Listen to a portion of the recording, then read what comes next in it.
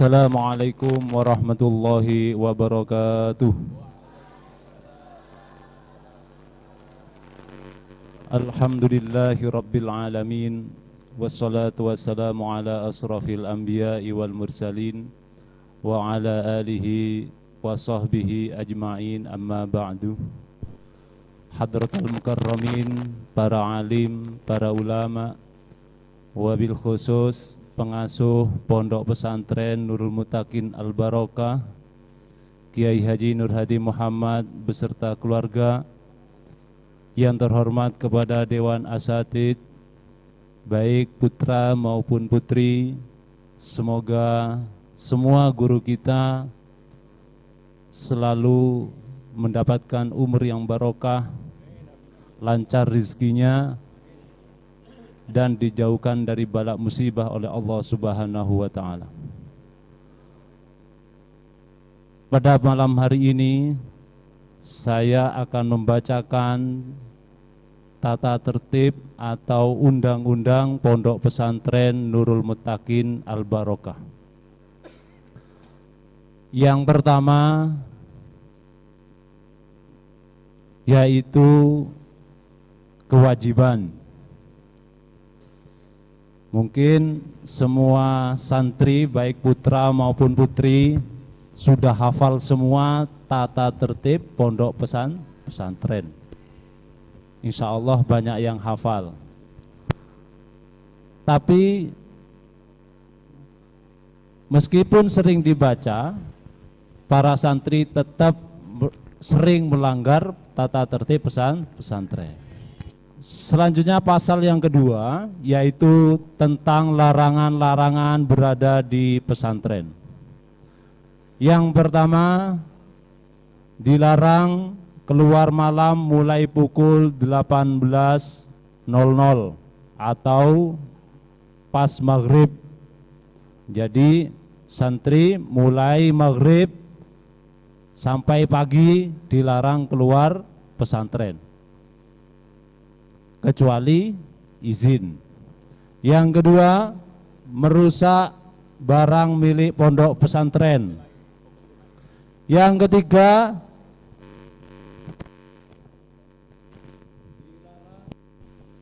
gosok, yang mana hal tersebut sudah dilarang oleh agama, sudah dilarang oleh pesantren, sudah dilarang oleh guru, tapi tetap dilakukan oleh santri. Yang keempat, nonggo apabila tidak ada keperluan.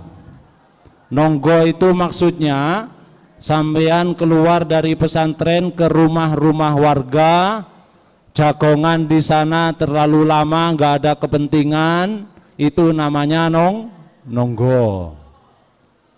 Ini hati-hati, yang sudah terdeteksi oleh keamanan itu hati-hati, pasti kena pelontos atau gundul.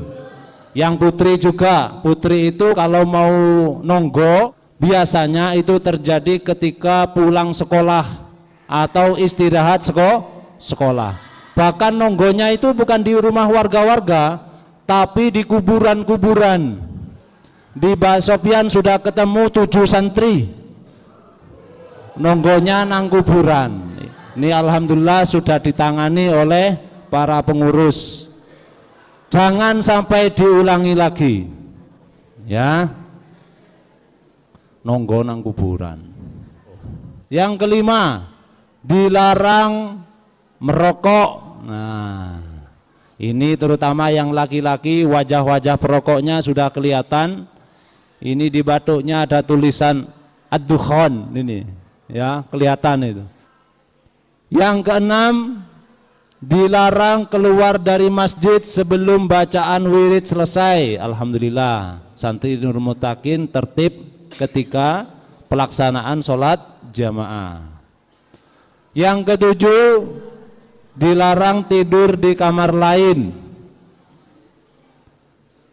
Ini banyak terjadi karena santri dilarang tidur di kamar lain, maka tidurnya santri di masjid. Hati-hati kalau tidur di masjid. Karena sampean kalau tidur itu nggak sadar, kadang sampean itu ngiler, kadang mudo-mudo. Mulai nanti malam tidak ada lagi yang tidur di masjid. Kalau masih ada, tak video, tak kirim di media sosial, Facebook, Twitter, WhatsApp dan lain sebagainya. Ya, nggak boleh tidur di masjid ya, nggak boleh. Apalagi yang nggak pakai bantal, bahaya sekali nanti ilernya itu ya. Yang kedelapan, pulang dan keluar pondok pesantren melebihi batas waktu yang sudah ditentukan. Tolong sampaikan kepada orang tuanya, Bu, kalau saya telat kembali ke pondok, tolong jangan telepon, ya, tolong jangan WA kecuali jauh. Datang ke Pak Kafa atau ke Pak Hasan, datang, Pak mau nambah izin, gitu. Jangan tiba-tiba telepon, Pak anak saya telat 3 hari, maaf ya, gitu. Kadang dikasih emot senyum gitu. Jangan ya, tolong.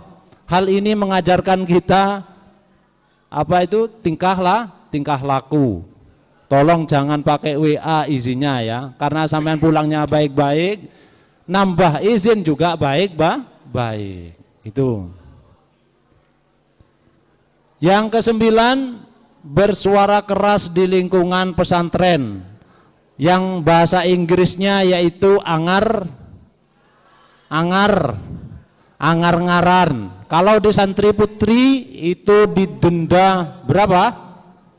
10.000 setiap angar-ngar satu itu didenda 10.000. Angar-ngar itu apa? Bersuara keras. Ya, kalau di putra mungkin akan diberlakukan nanti 5.000 saja.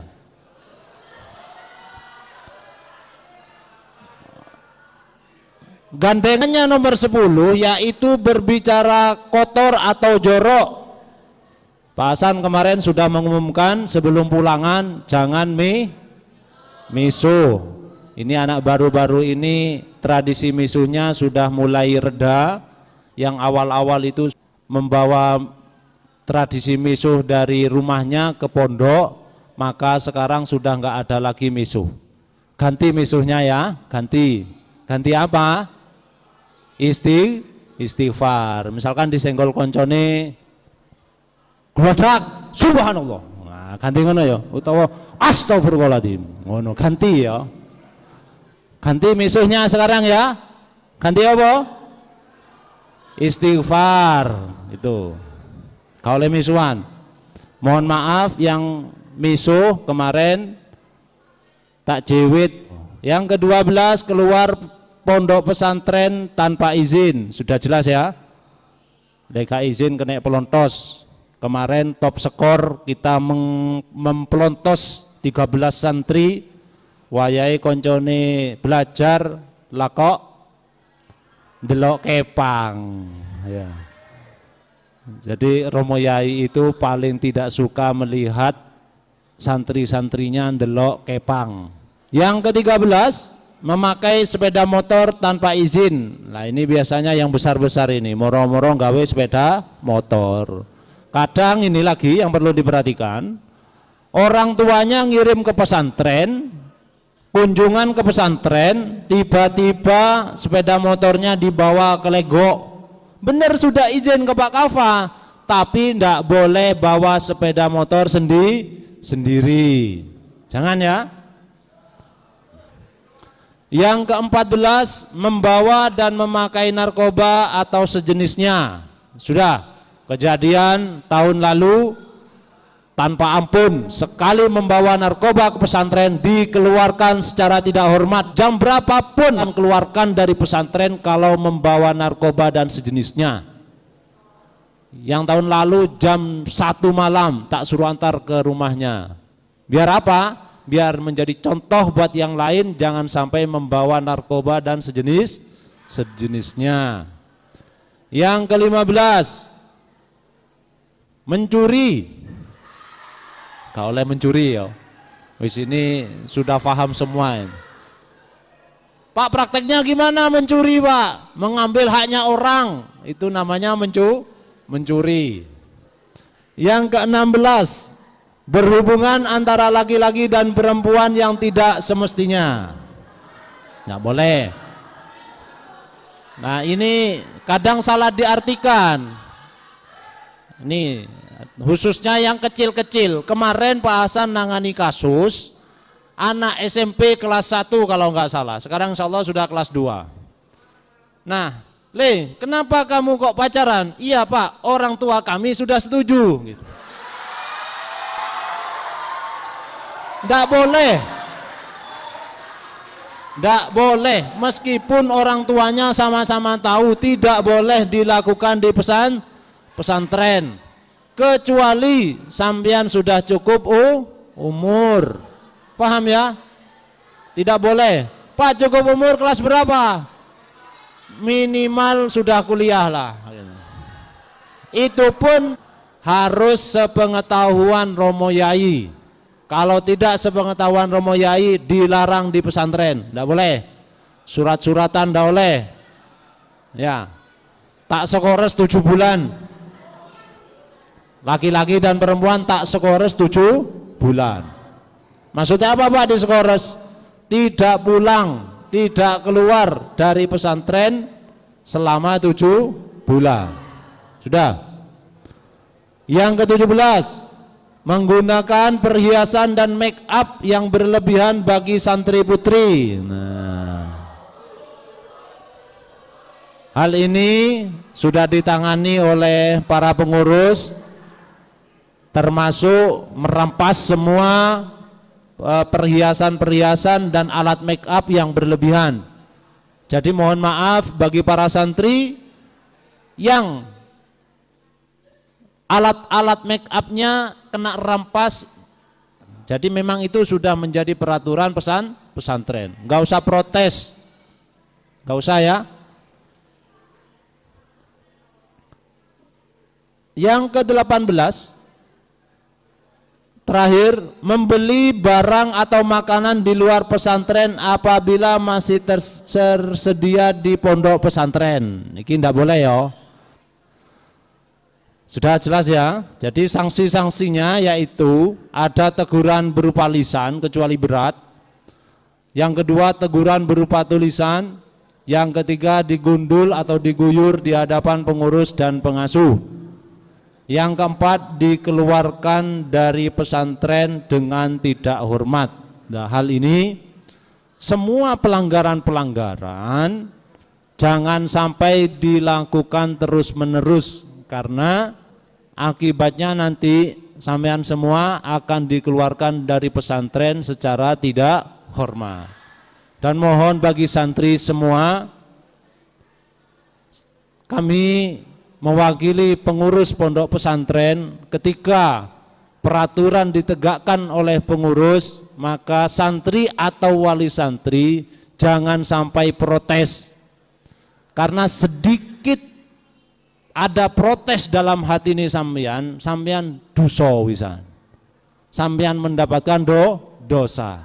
Karena sampean masuk ke sini berkomitmen, berjanji untuk mengikuti tata tertib pondok pesantren. Dan lagi pada hakikatnya peraturan ini adalah peraturan Allah Subhanahu wa ta'ala. Gitu ya. Paham ya? Jadi sampeyan melanggar peraturan yai, podo ambil melanggar peraturan pangeran. Jelas? Jelas. Himbauan yang terakhir. Apabila santri mentaati tata tertib pondok pesantren, semoga Allah memberikan ilmu dan rezeki yang manfaat dan barokah. Amin Allahumma amin. Demikian peraturan pondok pesantren Nurul Muttaqin Al Barokah. Kami ucapkan mohon maaf yang sebesar-besarnya. Wassalamualaikum warahmatullahi wabarakatuh.